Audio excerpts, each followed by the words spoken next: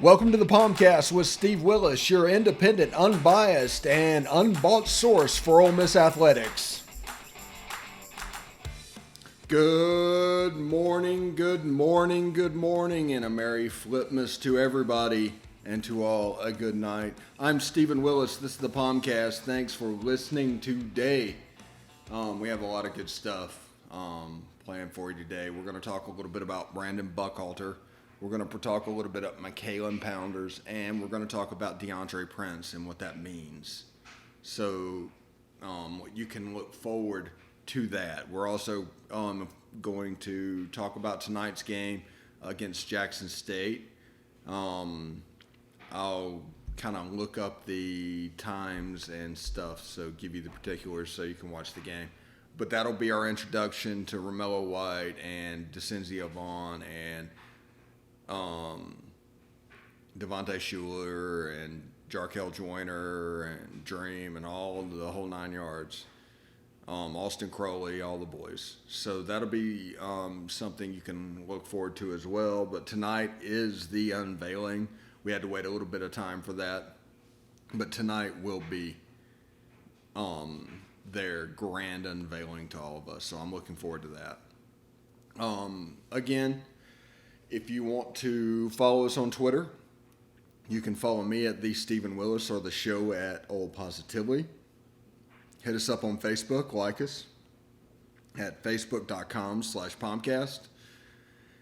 You can join our Facebook group at Positively Ole Miss.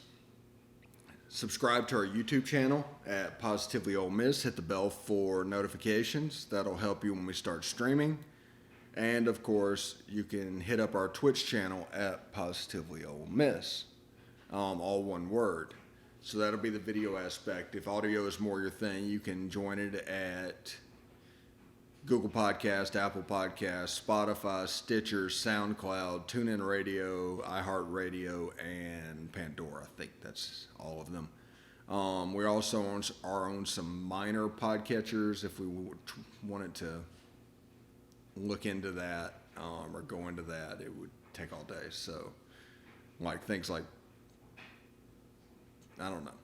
So anyway, thank you for joining us today. We're sitting here recovering from the nice Flipmas that we had last night. Brandon Buckhaulter and Makylan Pounders flipped from Mississippi State to Ole Miss.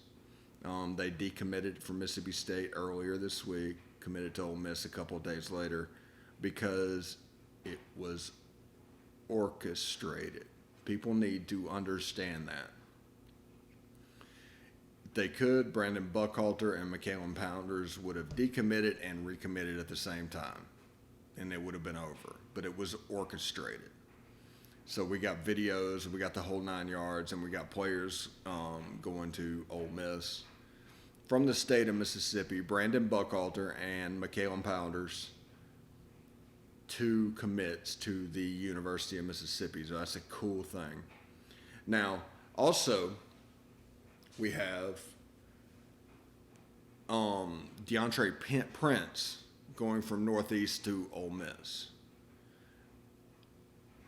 which he'll have a chance to be eligible. And he's not going to take up an initial because he was already there before. So it's not an initial signee. It's basically somebody coming back. So he counts against the 85, not the 26. So that means with the reacquiring of him, the signing class has gone from 26 to 27 with no effects to transfers and no effects to your initials. So it's actually a nice piece of roster management done because there's not many players that could have done and been put in the category that Deantre Prince was. So it was important to get him back because if he doesn't come back, for instance, we're stuck at 26. We're going to acquire 26 players or so. This allows us to get 27. Counting against the 85 is a pretty massive step in this case because you don't want it to hit the initials. If he counted against your initials, he might not be back he probably, with what's going on, he might not be back. But if he's counting against the 85, yeah, you can bring him back. The penalty is not nearly as bad to the roster management. But he wants signees and he wants transfers and he wants to build it up that way. But if you can establish a depth piece without having to give up an initial, that's a pretty big step to make. Two players that do take up initials is Brandon Buckhaulter and Makylan Pounders. Buckhaulter is a smooth player that looks a lot like Deantre Moncrief when he was at Ole Miss. They run the same. There's a smoothness the same. That's the comp inside the state with him. He's a 3-star, but he could easily be a 4-star, and there's a chance he's a 3-star because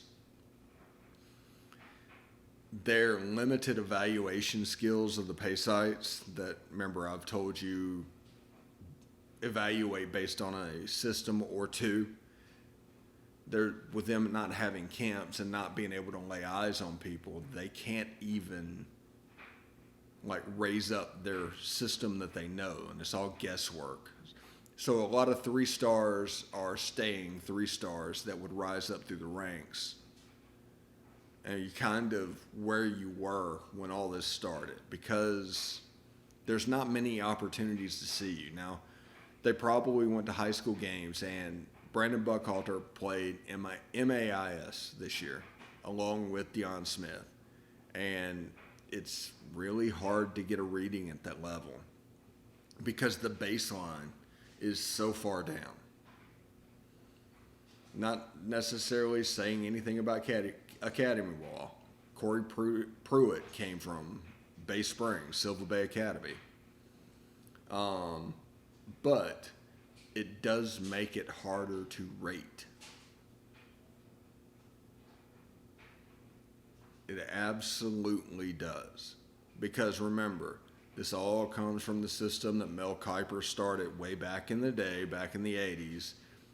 They basically took it and put it on the college ranks, so they're ranking for one system. A pro-style quarterback that fits that one system. It doesn't necessarily mean anything. Everything's a system. Everything's about the system. If they don't make you better, don't go to them, or else you're just delaying the NFL. Anyway, Stephen Willis, POMcast. Stick around.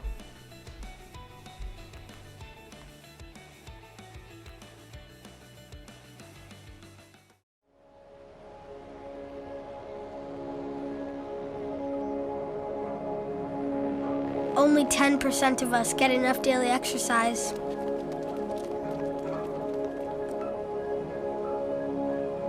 And that number is dropping.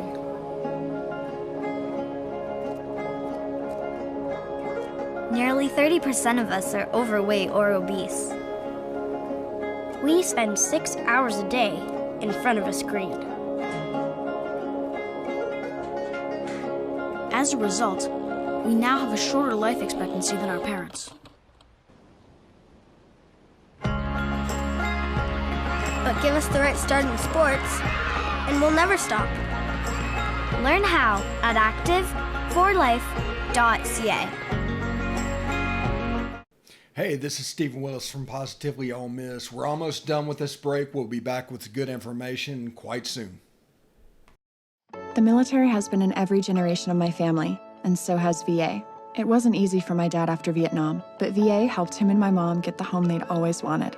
My grandpa's been coming to VA since World War II. They even helped him lay to rest one of his battle buddies from Normandy. And me, I followed in their footsteps and served with pride. And now that I'm out of the military, the GI Bill's helping me with school. Every generation of my family has served, and VA has served us all.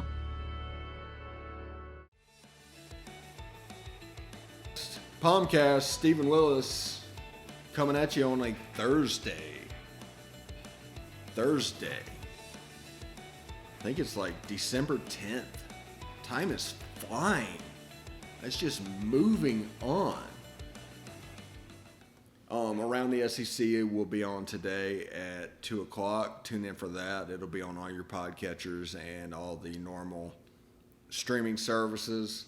I share a Coach O story during it, and we talk on why LSU is really such a dumpster fire at the moment, and we go through to preview all the games this weekend. We obviously don't preview Ole Miss and Texas A&M because they are shut down, and that makes me sad.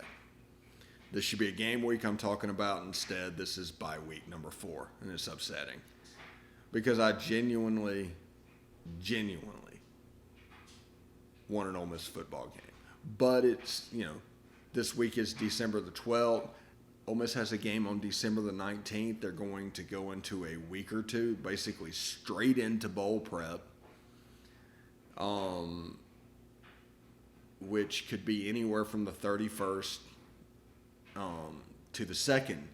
So that's going to amount to essentially the 5th bye week, because you're going to get a Saturday off, and then the next week is game week, the way this is set up. Which, to me, I'm like, hey, fantastic, do it. Let's see what's up. Yeah, well, yeah, let's see what's up. But that's something to see. Whenever I'm thinking about the bowl game and I'm doing Christmas with my family in the mountains in Gatlinburg, because I haven't seen them for a year because of COVID. So I got a cabin and put it out in a nice little chalet. I think it's 3 or 4 stories. It's pretty cool. And we're just going to relax for the week, but it's going to cover the bowl season. The New Year's games will be there. The Ole Miss Bowl will probably be there. And I'm probably going to put everything, get the Apple TV up and running down there, so they can't really limit access based on whichever cable service they're using. They're probably using Dish or DirecTV, but you know what I mean. So I'm looking forward to that. And the bowl game I'm looking most forward to, I've seen all the projections, just all the projections. The bowl game I'm looking forward to is Ole Miss versus North Carolina in the Gator Bowl. I mean, it's up in Jacksonville. That's a couple hours up the road from here. I probably will not go to the game, but I could. But like I said, I'm going to be in Gatlinburg with the family because they took this year away.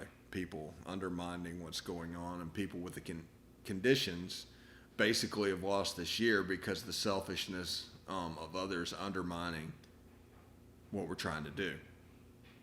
We just want everything to get back to normal as quickly as possible, and any attempt to extend what is happening unintentionally or through ignorance and stupidity is just not tolerated anymore. We've given up a year at this point. So this vaccine needs to hurry up and be widely available so I can just go about, you guys can deal with the coronavirus. All you anti-vaxxers can deal with the coronavirus. The rest of us are going to move on. But yeah, that's just one thing that bothers me, is just ignorant people. And I think we're going to be able to see a pretty good bowl game. And I think we're going to be able to, build the momentum for the late signing day in February. Because this is all about momentum. You can see all this is orchestrated.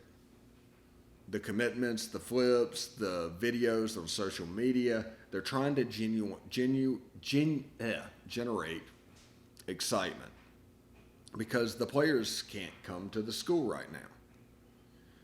So you need to basically make the place look like it's a heck of a fun place. And they're doing that on social media. they're doing that after the Egg Bowl, celebrating the way they did. They're doing that through Mary Flipmas. And it starts, a domino falls, and another one, and another one, and another one, and another one. But that's the way this works. They're trying to figure out, and Lane Kiffin is the best in the country at marketing, I believe. And he's going to take that and use it to put whatever he's doing in the best light.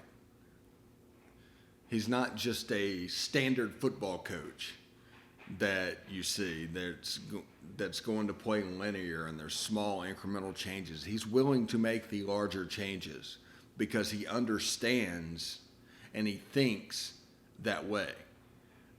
The most important thing to him is marketing that program, and that's the reason he's a heck of a recruiter.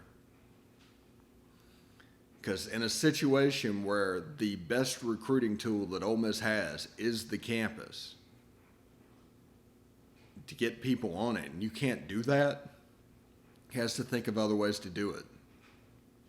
So you have the hat and the A.J. Brown jersey and the victory cigars and the egg pictures, and that's the reason they made a big deal about the game this year.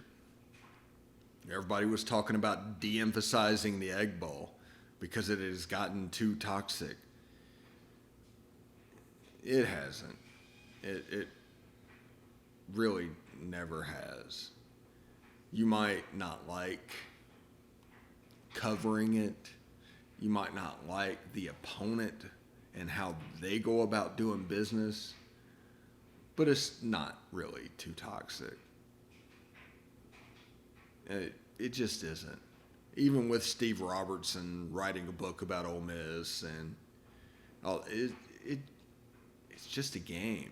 It's a special rivalry, and there are people that want to make that rivalry less so to fit their delicate sensibilities. They don't care, so why should it be so important? They're trying to de-emphasize it. It's kind of like saying, they'll minimize what's going on with football. Oh, this doesn't matter, that doesn't matter. It's because they don't want to cover it. So they're trying to convince you to not be interested in what you're interested in. That's the reason they don't do uniforms. Because as a non-fan, they would not be interested in uniforms. Just wouldn't. They want to talk about whatever narrative they can do. And we saw after the probation and everything how negative that narrative and how it permeated everything involved with Ole Miss's program. And it was led by those not fans. We need to control our own message. We need to have this covered the way we want it covered. I mean, we're growing. POMcast is going to be fantastic around the SEC at 2 o'clock today. We're going to go video in April. We just added Chris Thrasher, sorry about that, as our Oxford correspondent, so we could come to you from the palatial Central Florida studios. He's a vet. So I brought him on really sight unseen. There's no real. He's not a journalist. He is a fan, and we are going to come at it from that angle. We're not going to pretend to be something we're not. But all this stuff is important to us. It means something to us. So we're going to deal with it. We're going to cover it that way. You got some people where money is the most important thing, and every story they do is based off of money. How much can we monetize this? And the loser in that situation is the fans that's forced to find a way to get information about their team because access has been such cut off. So that's why the POMcast is here. we have our Oxford correspondent. It could be our recruiting correspondent. We don't know. You don't need to be a journalist to do this. You need to be a fan. We want a fan's perspective.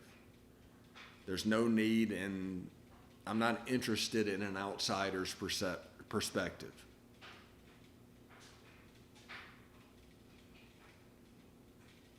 So, we got an Oxford correspondent. We're looking for somebody to handle recruiting. And we're going to go forward with this.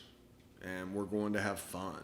And the whole goal of it is to make this more accessible for fans. I mean, how great is that? And not have to listen to outside opinions.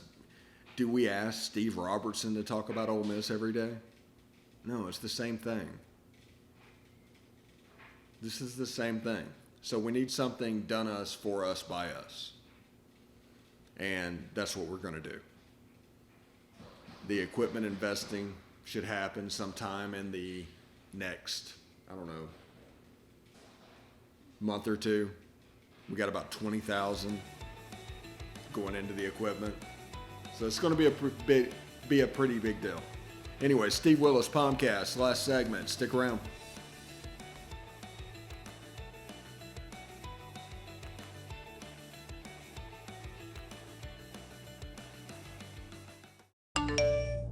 You want to answer that, don't you? I bet it's just killing you seeing the soft glow just inches away. Someone wants to tell you something or ask you something. Oh, come on, answer it already! Just so we're clear, that wasn't my fault. Next time, ignore your inner voice. Don't text and drive. A message from Florida's trusted choice independent insurance agents.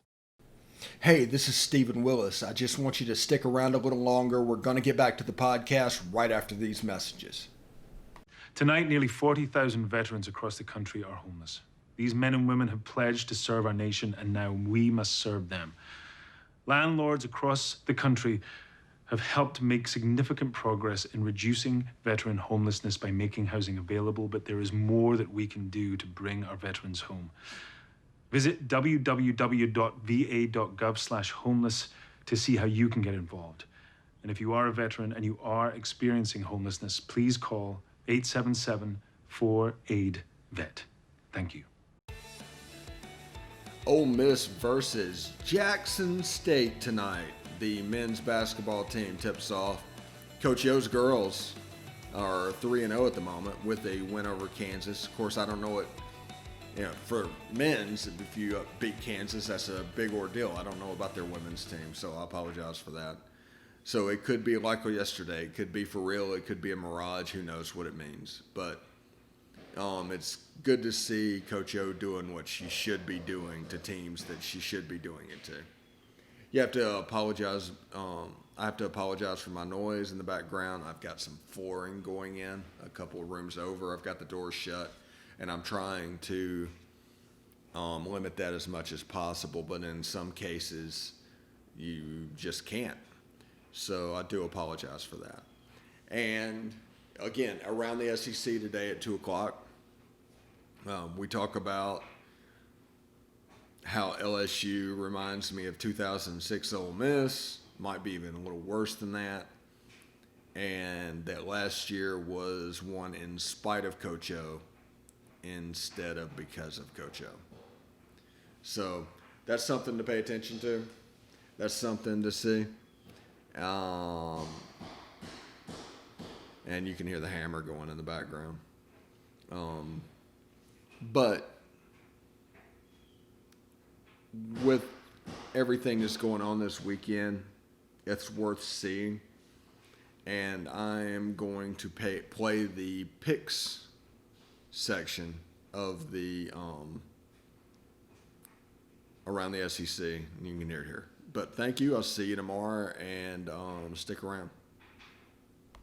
Welcome back to Around the SEC. I am Stephen Willis alongside Corey and Jeb. Thank you for joining us. It's picks time where we're going to go over the games. We're going to pick the games against the spread. This is how it's going right now. The last week I went 3-2. That puts me at 28-22. Jeb went 3-2. That puts him at 27-23. Corey went 4-1. Yeah, I did. That gets him up to 24-26. And Becky at 500 after going 3-2 last week. So Bama favored by 32 points at Arkansas. I'm taking the Tide because you don't bet against the Tide, even against the number in this world we live in. You always take Alabama. That is true. And Arkansas really has not been able to stop teams from putting up big points. And I don't think they're going to score a lot. So I think Bama's got a good chance of hitting that 32 this week. So I'm taking them. Yeah, usually I say no team is better than 30 points better than another in this league. And that might be very true too. But like I said earlier, Bama overwhelms you. Certainly things won't be different against Arkansas. Arkansas is a great story. They're going to play tough for a minute. But I think they're just going to run out of juice because they just don't have the horses in the shed to compete with Bama in the second, third, and fourth quarters. So I'm taking the Tide to roll. Yes, and Becky is taking Arkansas. She wants the 32 points, and anything she can do to come from behind because we're all within 4 games of each other right now. She said Arkansas is going to win outright. That's what she told me. Georgia favored by 13 at Mizzou. Georgia minus 13 at Mizzou. I'm taking Missouri. It's going to be one of those games that Georgia wins 27-17, but at the end of the day, they're not going to cover the 13-point line. I don't know. I like Missouri's offense. I do, and they've definitely gotten a lot better as the season's gone along. But Georgia's offense, I think Corey mentioned it earlier, has really kind of found themselves there recently. Their defense is so good. I feel like Georgia could run away with this game. I don't feel like Missouri could run away with this game. It probably will be closer than that, but I'm going to say Georgia in the end just pulls it out with a couple touchdowns to end the game late. I think if Georgia can get a pass rush, if they can get off the field a little bit more frequently than they did against Mississippi State, because it's going to be a similar offensive attack, I think they'll cover the spread. The offense is playing insanely well right now. Even in the measly 10 passes that he completed, there was several dimes in there from JT Daniels. So he's really kind of rounding into form there. So I think Georgia's going to be aided by some pressure by Azeez Ojulari. I think he's going to have a big game. I think the linebackers are finally going to step up in this one, and I think Georgia's finally going to cover a double-digit spread when I say that it will. So there's that. And Becky takes UGO as well. Just also pay attention to this game because it could be a situation where Georgia's up by a touchdown with 3 minutes to go and you break a long run and it becomes a 2-touchdown win and they cover. That is very well possible as well. Tennessee is favored by 15 points at Vanderbilt. I'm taking Rocky Top on this one. Go Tennessee. It's my first time taking Tennessee in a while as well. 15's actually more than I thought they would get, to be honest with you. But I like their offense. I really do kind of like this true freshman Harrison Bailey. Like, I know he's going to be good. I think he's playing well now. I hope they stick with him and just let him keep pushing through all this. And I think Tennessee will cover that one this weekend just because of the state Vandy's in this year. Yeah, I'm surprised Vandy's even going to show up, to be honest with you. But I'm taking Big Orange to win. I think they're going to actually win big in this one. Not necessarily because Big Orange is back, but because Vandy is terrible. So Tennessee, if you want credit, I'll give you credit when credit is due. But credit is not due. But it'll be due this week. You're gonna roll over Vandy. Becky is taking Vanderbilt in this game, so she apparently does not believe in the Vols. Sounds like she's taking all the long shots. I like this. Yeah, she's trying to win. She's not trying to be competitive. LSU getting 23 points at Florida. It's going to be the Kyles. One player to look at, take Florida to cover is Kadarius Toney, running crossing routes and jerk routes across the middle. Tony and Grimes both. I know Florida has really found their offense now, and I think they are going to just put up a large amount of points. And LSU has not, so I don't see that. So I'm going to take Florida to cover that this time. Did Florida ever lose their offense? I don't think they have. Even when they lost to A&M, they still scored a ton of points. It wasn't the offense's fault. No, they couldn't stop the run against A&M. Florida's defense has got to get a little bit more. They got to get a little bit more consistent if they're going to be, if they're going to truly think they're going to win this SEC. Todd Grantham has got to stop his third and Grantham, his third and Grantham ways. He's got to stop getting yelled at on the sideline. And I think they're going to win this one big. The Kyles are going to go off. Kadarius Toney's going to. I think Kadarius Toney's going to have a pair of touchdowns. I think Kyle Pitts is going to have a pair of touchdowns, and I think it's going to be like a 45-6 type game. I think somewhere in that ballpark. It's going to be huge. Florida, Steve, your Florida Gators are going to roll, man. Yeah, and Trayvon Grimes could be a surprise as well.